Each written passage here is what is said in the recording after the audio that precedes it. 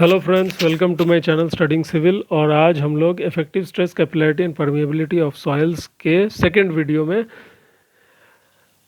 जानेंगे what is permeability of soils. ठीक है, तो परमिएबिलिटी से आप क्या समझते हैं? Permeability of soils is a soil property which describes quantitatively the ease with which water flows through that soil. कोई भी सॉइल पार्टिकल, कोई भी सॉइल में पानी कितना इजीली उसके आर पार हो रहा है, उसके बीच से वो फ्लो हो रहा है, ये मेरा परमिएबिलिटी के थ्रू हम लोग इसको एसेस करते हैं। ठीक है, तो अब इस परमिएबिलिटी ऑफ सॉइल, परमिएबिलिटी में एक इम्पॉर्टेंट लॉ आता है फ्रेंड्स, जिसको हम लोग कहते हैं Darcy law. Darcy was a scientist और उसने परमिएबिलिटी ऑफ सॉइल्स को एसेस करने के लिए अपना एक लॉ सामने रखा था। ठीक है, तो by conducting test on soil, Darcy, a French water works engineer, in 1856 came to the conclusion that flow occurring per unit time is directly proportional to the head causing the flow and the area of cross section of the soil sample, but it is inversely proportional to the length of the soil sample. तो Q क्या है? जो मेरा flow हो रहा है, discharge हो रहा है per unit time, that is directly proportional to the head. Head मतलब जो वाटर डिफरेंस, कोई भी दो जगह पे पानी का जो वाटर डिफरेंस होता है, वाटर लेवल का जो डिफरेंस, उससे एक हेड जनरेट होता है। तो वो जो हेड जनरेट हो रहा है उसके ऊपर वो डायरेक्टली प्रोपोर्शनल है। और जिस एरिया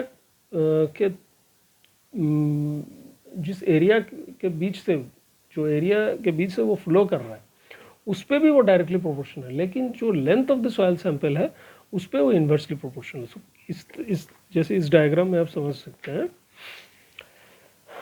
ये एक सॉइल सैंपल है। ठीक है, अब आप कहेंगे कि सॉइल में, अब आप कहेंगे कि बाय ग्रेविटी पानी यहाँ से यहाँ फ्लो होना चाहिए, नहीं, लेकिन नहीं, यहाँ पर इस पॉइंट पे देखिए, आपका हेड है H1, इस पॉइंट पे हेड कम है, तो अल्टीमेटली जहाँ पर हेड ज़्यादा है और जहाँ हेड कम है, पानी हायर हेड से लोअर हेड तक ही फ्लो करेगा। तो इसीलिए पानी देखिए यहाँ नीचे से ऊपर जा रहा है। ठीक है, तो ये है, और ये अगर लेंथ ऑफ सॉइल सैंपल है, ठीक है, और ये है area of cross section. So Q is directly proportional to the head difference, is directly proportional to the area of the cross section of the soil and inversely proportional to the length of the soil sample.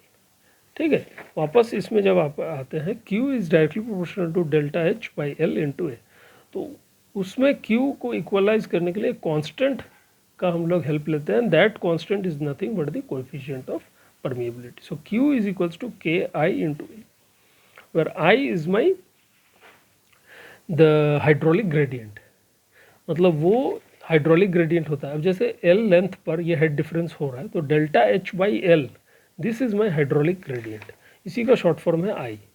So Q is equals to KIA और Q by A, that is equals to what, discharge, water flow, water discharge by area, मेरा velocity of flow देगा। So V is nothing but equal to K into I, where K is the coefficient of permeability, I is the hydraulic gradient. So V is my superficial velocity of flow. Superficial velocity of flow, और इसको भी हम लोग आगे details में समझेंगे आगे। ठीक है, तो मेरा डार्सी लॉ यही कहता है कि जो मेरा क्या कहते हैं, डिस्चार्ज है, फ्लो ऑकरिंग पर unit time, that is directly proportional to the head difference, that is directly proportional to the area, and that is inversely proportional to the length of the soil sample. This is, यही main Darcy law कहता है। ठीक है, अब इसमें दो types of velocity है, एक है सुपरफिशियल वेलोसिटी और एक है seepage velocity. Superficial velocity is also called the fictitious velocity. Fictitious मतलब क्या? फिक्टिशियस मतलब किसको बोलते हैं? वो जो दैट इज़ नॉट एक्चुअल, जो हाइपोथेटिकल है, जो इमेजिनरी है। मतलब कहने का मतलब है, superficial velocity also called the fictitious velocity is the velocity of the flow of water through the overall cross sectional area of the soil. ये इसलिए फिक्टिशियस है क्योंकि actually overall cross section, soil का जो ओवरऑल क्रॉस सेक्शन है, वहाँ पूरा cross section के बीच से तो पानी फ्लो नहीं करता है। पूरा क्रॉस सेक्शन के थ्रू क्या पानी फ्लो करता है? नहीं, पानी एक्चुअली जो वॉइड्स है, जो सॉइल पार्टिकल्स के बीच में जो वॉइड्स है, उसी के बीच से फ्लो करता है। तो seepage velocity the actual velocity, क्योंकि इसमें हम लोग वो वॉइड्स को कंसिडर करते हैं, और सुपरफिशियल वेलोसिटी हम लोग पूरा एरिया ऑफ क्रॉस सेक्शन को लेके चलते हैं। एरिया ऑफ क्रॉस सेक्शन में वॉइड्स भी है, सॉइल पार्टिकल्स भी है, तो यही है, इसीलिए सुपरफिशियल और सीपेज वेलोसिटी। तो Q is equals to V into A, that is VS into AV, that this is my superficial velocity, this is my seepage velocity. क्योंकि ये सुपरफिशियल है, इसमें हम लोग पूरा एरिया को लेते हैं, क्योंकि ये एक्चुअल सीपेज वेलोसिटी इसमें हम वॉइड्स को लेते हैं। So VA equals to VS into AV, and AV by A that is equals to VV by V। अगर हम यूनिट लेंथ से मल्टीप्लाई कर देंगे तो volume of voids by volume of soil, that is nothing but porosity. So V is equals to nothing but porosity into the V is equals to N into VS। ठीक है, तो superficial velocity is equals to the porosity into the seepage velocity. ठीक है, ये एक बहुत important formula है। इसमें आपको मतलब इससे रिलेटेड क्वेश्चंस भी पूछे जाते हैं कि आपको पोरोसिटी दिया रहेगा, आपको सॉइल का जो सुपरफिशियल वेलोसिटी दिया रहेगा, आपको सीपेज वेलोसिटी निकालना होगा। तो ये फार्मूला के हेल्प से आप ये निकाल सकते हैं। ठीक है,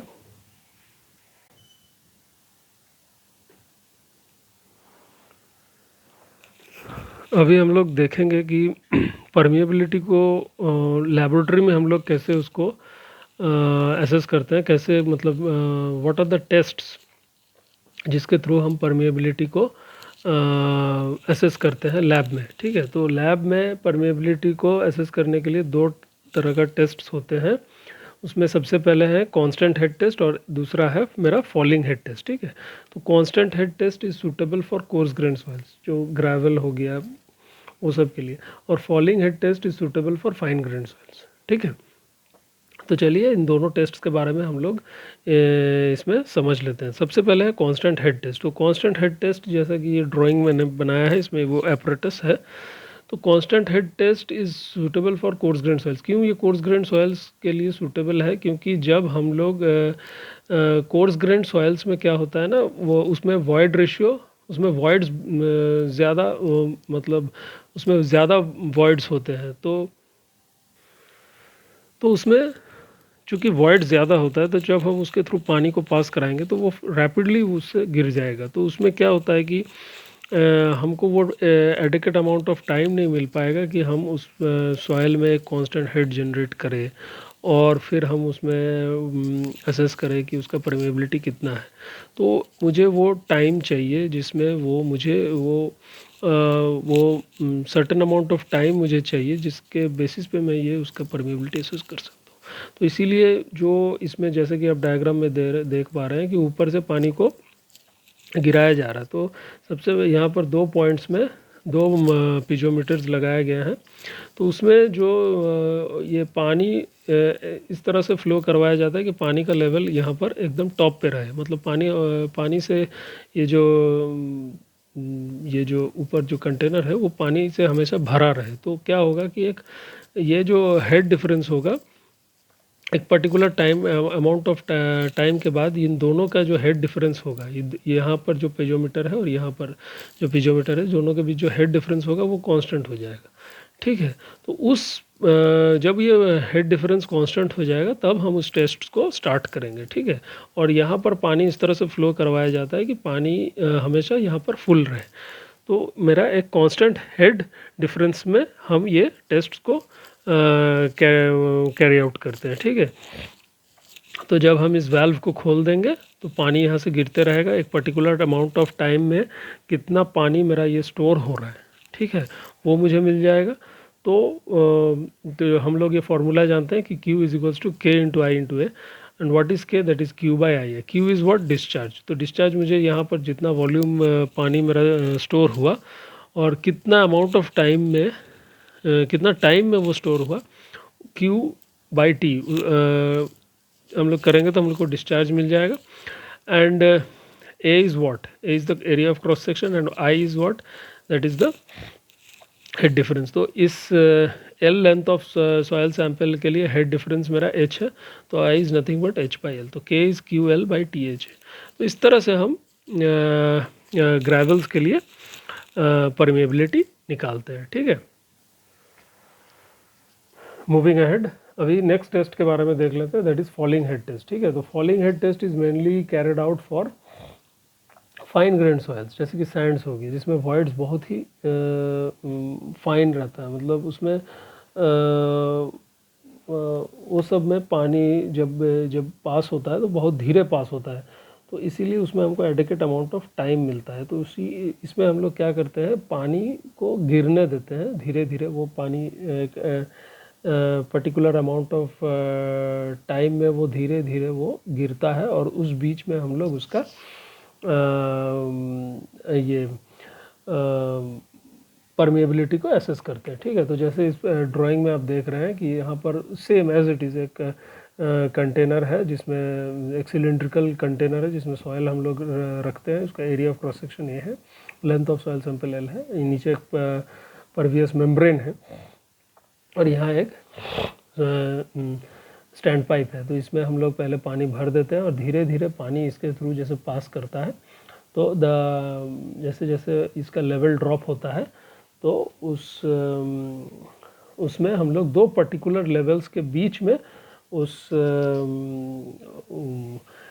हमारा परमिएबिलिटी को हम लोग उस पर्टिकुलर लेवल्स के बीच इंटीग्रेट करके इसको निकालते हैं। जो जैसे पानी स्टार्टिंग में H1 हाइट तक था और एट द एंड वो H2 हाइट तक गिरा। ठीक है, तो ये कितना अमाउंट ऑफ टाइम में वो गिरा, उसके बेसिस पे हम लोग इसका परमिएबिलिटी को निकाल लेंगे। तो डार्सी लॉ में Q is equals to K I A, that is K into H by L into A.